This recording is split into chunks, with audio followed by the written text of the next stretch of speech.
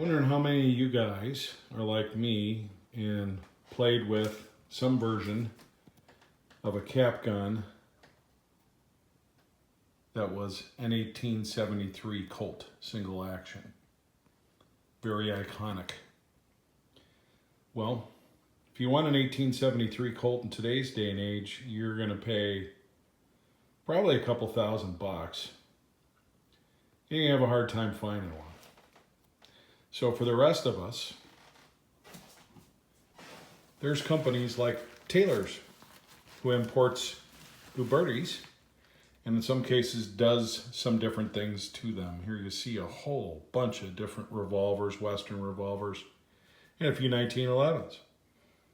Before anybody says, man, I'm only interested in a genuine Colt, let me remind you that there's about 8 jillion 1911 makers out there, some of them high-end, that have nothing to do with the original Colt. But the Colt 45, looking at this particular one, is called the Smoke Wagon. What this is an Uberti cattleman that has slimmer grips. They're checkered walnut. And it just so happens I've got one right here.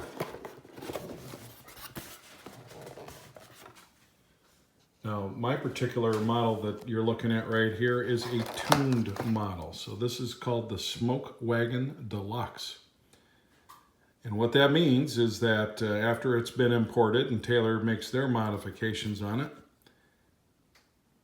they do tuning on the trigger so that you've got a really nice trigger pull.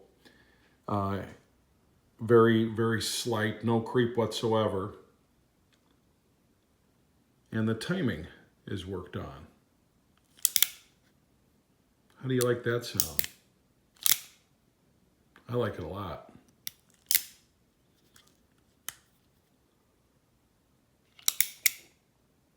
You can see right there. But this is the topic of today's discussion, the Uberti Taylor's import, so we'll just call it the Taylor's and Company, or whatever you like, Smoke Wagon. I think a lot of you guys will remember from the movie Tombstone, the scene where Kurt Russell tells Billy Bob Thornton, or basically poses the question to him, are you going to skin that smoke wagon? Go ahead and skin it and see what happens. I love that line. This particular one is chambered in .357 Magnum. Get a really good look here. You can see it says Taylor's Company, Winchester, Virginia, and Uberti in Italy. Looking here at the barrel, you also see that it's chambered in .357 Magnum, model 1873. And down here you can see a stamp on the receiver of the original patent date, 1872, when these were submitted to the Army. Taking a look at that beautiful walnut. It's a one-piece grip, fits in as one piece, held in by these two screws and one on the bottom. Beautiful workmanship all the way around. Very, very pleased with the quality of this gun from the standpoint of how does it look and how does it feel. I believe this is a very nice reproduction, without a doubt.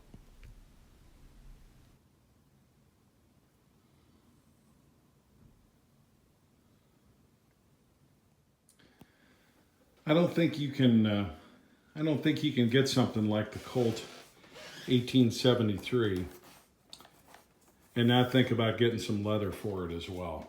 So, to me, this was a must-have to have along with this firearm.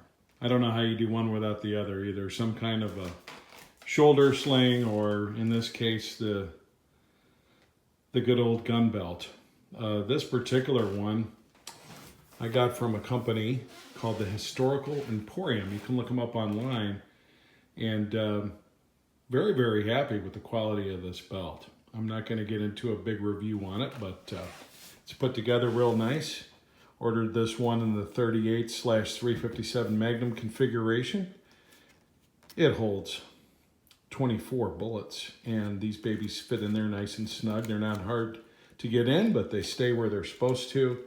And very nice tooled leather. And as you can see, it's basically 2 pieces of 1/8 inch leather stitched together, so you don't have like this piece of cowhide with a rough backing on it. But we'll talk about the holster a little bit more. But very impressed with the look of this. But as you can see, I'm 3/4 of the way what you'd need to do to go cowboy shoot. I've got a pistol caliber lever action and 44 mag. I've got a side-by-side shotgun, and we have one of the 2 pistols you need for cowboy. So I would actually need to be looking at getting another pistol if I was going to do that. I'm giving it some thought, but I didn't want to jump in and get 2 of any kind of pistol until I first got one. And I have seen nothing but positive reviews on this smoke wagon and Uberti in general. This case hardened frame, by the way, I just think is gorgeous. And some guys are going to like it, or they're not gonna. The trigger is also case hardened.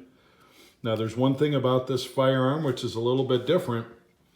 A genuine Colt is going to have 4 clicks when you pull the hammer back, and these used to up to a couple of years ago. Now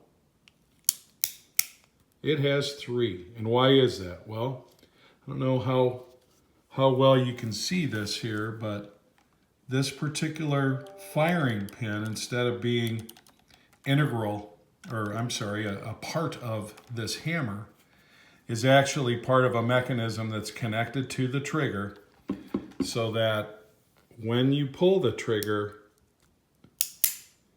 the firing pin is intact.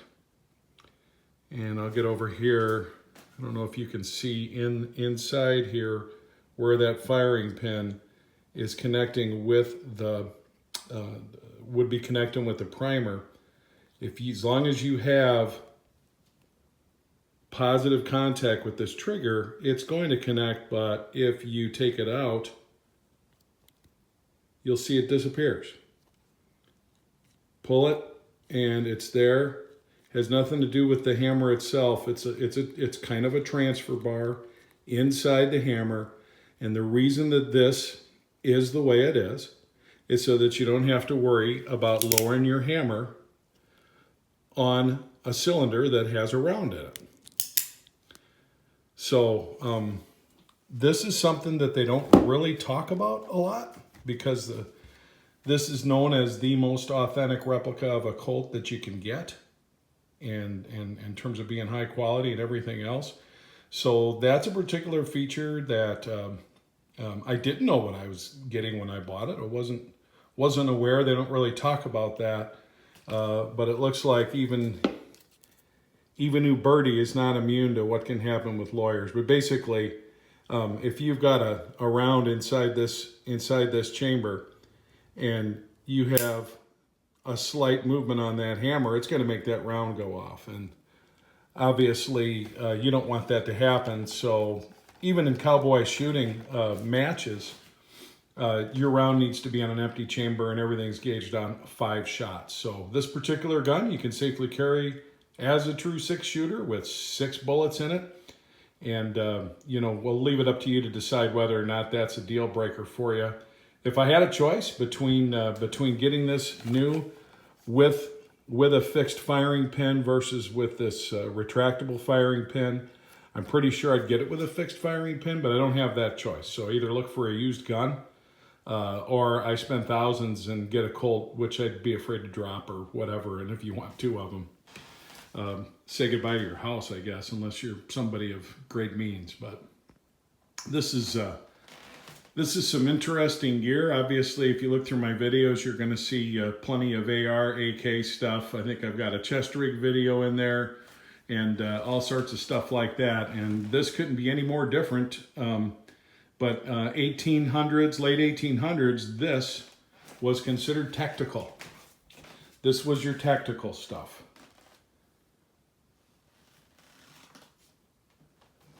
The Colt 1873 was an Army issue, and the U.S. Army carried these for a number of years. They carried these in the Colt 45 long Colt caliber.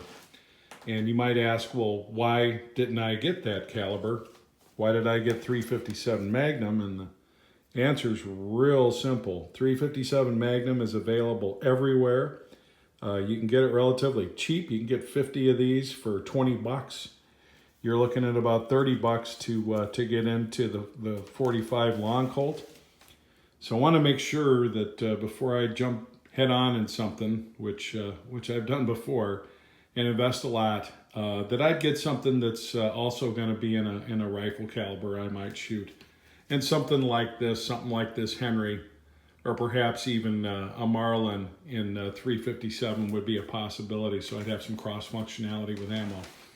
But in terms of the difference, I wanted to get ammo I could get easily, not have to order, not have to go to the one store or whatever in town that might carry it. Everybody has 357. Like I said, it's a lot cheaper to shoot. So who knows? I might get into 45 long Colt at some point, but at this point, this is how we're going to start with this particular segment, this little corner of my shooting hobby. But as a guy that's going to turn 55 this year, stuff like this has a lot more appeal to me in terms of possible competitive avenues and so forth than the tactical stuff. Only because the tactical stuff tends to be set up for younger guys who are running around doing somersaults, shooting their firearms, stuff like that. So, and this also is just, I grew up watching Westerns. You know, I can't look at something like this without thinking about John Wayne. So, very, very impressed with the quality of this, with where the wood, where the grip fits the frame. Again, I mentioned this case hardening, which yields this kind of cool looking color combination. Really like the colors on this. Everything about this is very impressive to me, and we're gonna take this out and see how it shoots. A nice little companion to, like I said, some other Western style, older style firearms, which you know, we did a complete review on this guy. A couple reviews and discussions. Haven't really talked too much about this side by side. It's a Russian Bikale. Nothing special, but I've hunted with this thing for years, and it does everything it's supposed to, and it's got nice stout ejectors, which is really the important thing. But today we're here to talk about this guy, and that's what we're going to do.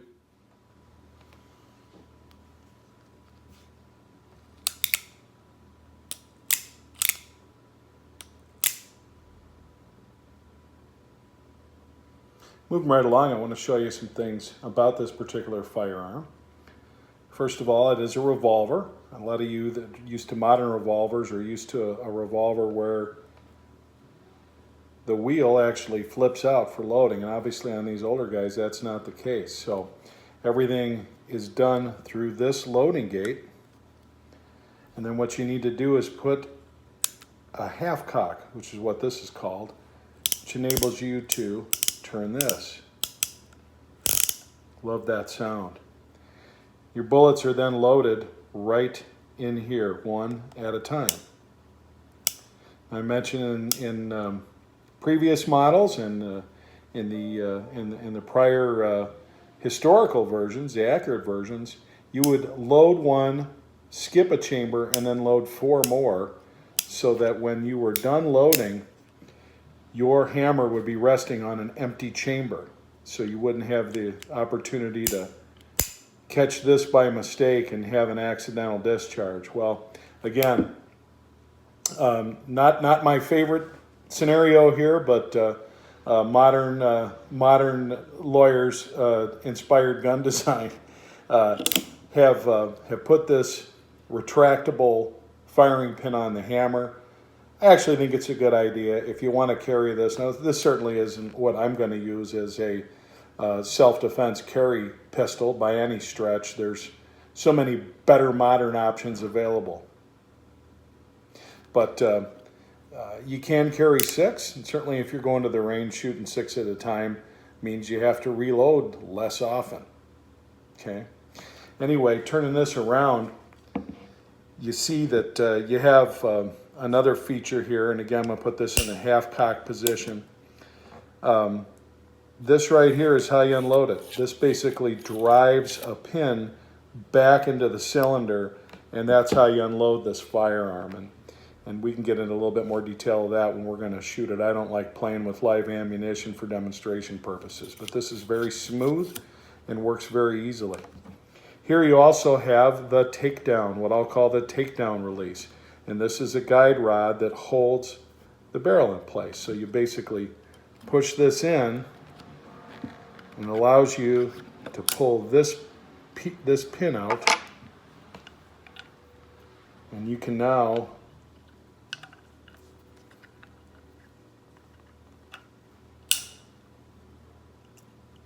take out the cylinder for cleaning, whatever you need to do.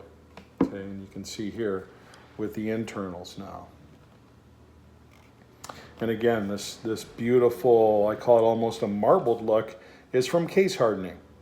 And you'd forge a frame and then you'd case harden it, which basically means when it was still pretty hot, you'd drop it in the water and it would yield these kind of designs. And it's pretty cool.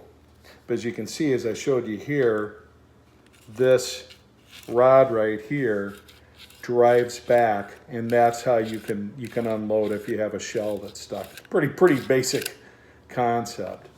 Then for putting this in, it's real simple. Of course, your loading gate needs to be open.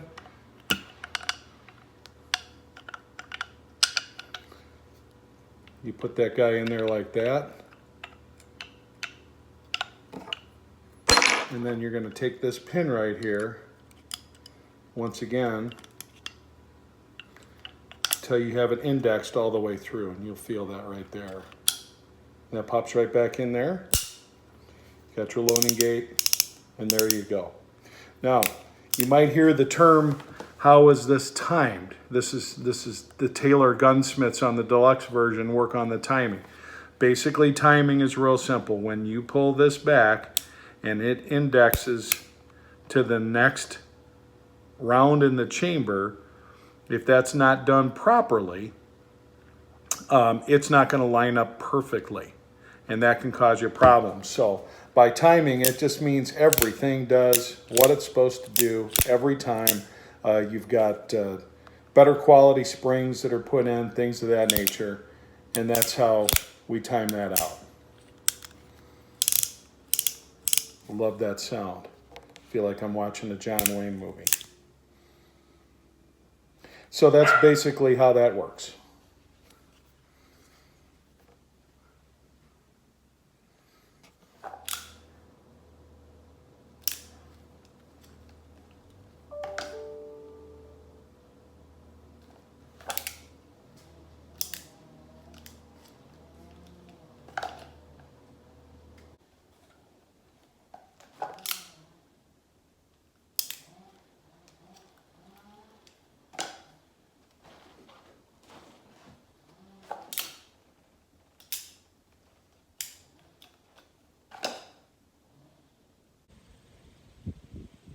Well, I suppose you really can't do a cowboy style shooting gun review without the obligatory cowboy hat. So we're putting this on today, but I'm not going to try to fool anybody. I'm not riding up on a horse to do this, so there is that. But what we're going to do, out about 10 paces out there, I've got some water bottles set up, and we're basically just going to take some shots at that. First thing I want to show you is how you reload this thing, okay? You basically have this loading gate, as I showed you, and you need to go with what's called a half-cock position so that you have the ability to turn the wheel on this. And we're going to go ahead and load up 6, because as we already told you, This has the retractable safety, or I'm sorry, the retractable firing pin. So we're going to go ahead and load up 6 shots in this guy and go to work. And you can see I got the 357 loaded in there, and that's what we're going to do. So single action shooting, let's see what we can do.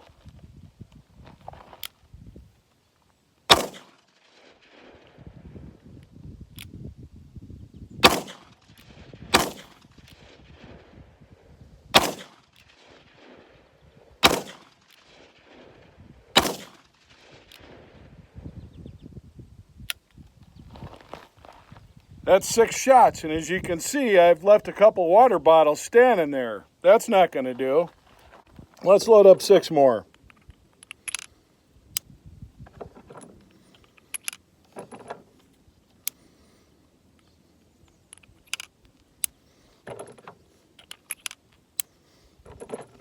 That 357 Magnum's a powerful round, there's no doubt about it.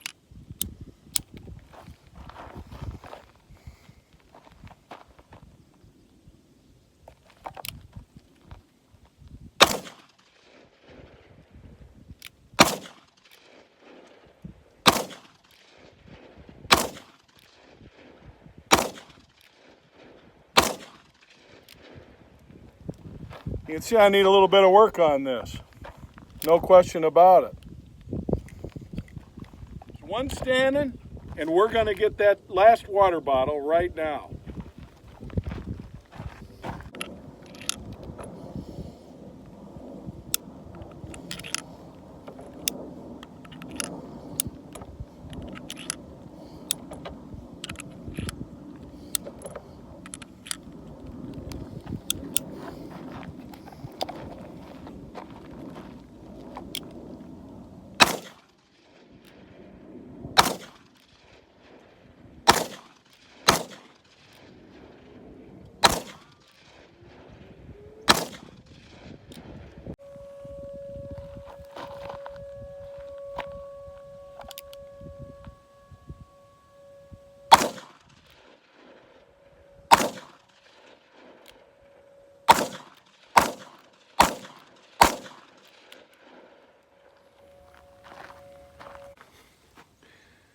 Well, if you've ever heard the expression, all hat and no cowboy, that probably kind of describes me in terms of what a real cowboy is. But in terms of just having some fun and shooting a classic Western style firearm, I got to tell you, nothing beats this. This is just a lot of fun. Just a couple observations. The sight system, something that you need to take some time to learn. I'll have to take this to a place where I can shoot this at an actual target and get an idea where my point of aim needs to be. But I think for the most part I was aiming just a little bit high on this, on my misses, and when I did hit, it's when I aimed basically what seemed to be a little bit low. And so, you know, you're getting to know a gun sight that's looking up through this kind of rear sight, which is basically just a gutter going up the top of the rib of the receiver against this front sight. So a little bit of learning there to do. But as far as how did this shoot, the trigger has absolutely no slop. It has no take up in it whatsoever. It's a beautifully engineered firearm, and I have to say it's a joy to shoot. Had a lot of fun with this, and I expect to be shooting this a lot more. Like I said, we're going to have to compare this and shoot it the same way that I shoot some of the Glocks and other things that I have. Let's get it out to a range where we're shooting at bullseyes and seeing how we do in terms of groupings in that. But wanted to start off by doing, you know, your basic, let's shoot at some bottles and things like that, you know, what I consider to be kind of like a cowboy kind of shot. So this is Dr. Drake 63. Just want to thank you for watching today. The Taylor's Uberti Smoke Wagon Deluxe. What a great, fun gun to shoot, without a doubt. Thanks for watching, folks. See you down the trail, partner.